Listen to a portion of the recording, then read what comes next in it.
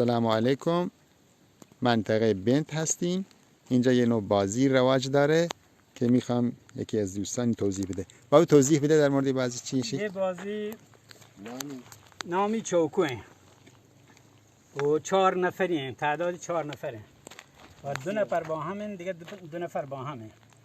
شی که چوشی بجنه چیو ببند، یه داوا ببند شی 8 و یه داوا ببند شی 4 و شی هم 2 یه داوا هم 3 یه هر طرفیه 8 خانه. بله.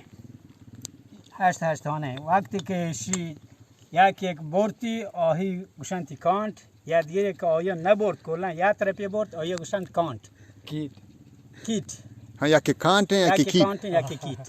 خب تمام.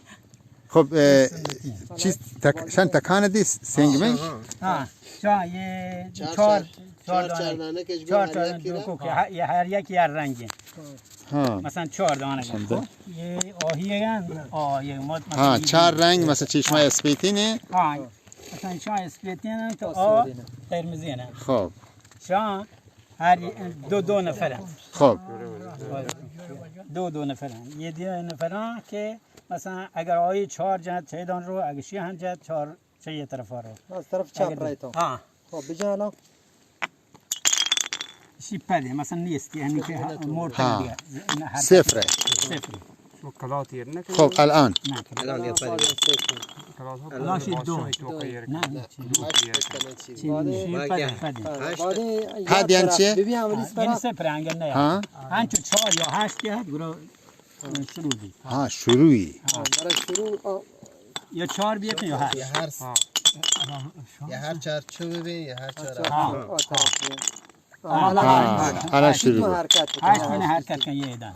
خب میگم که ذاته ذاته 8 2 8 2 فقط شی دست هست یعنی زنده هیچ دیگه ما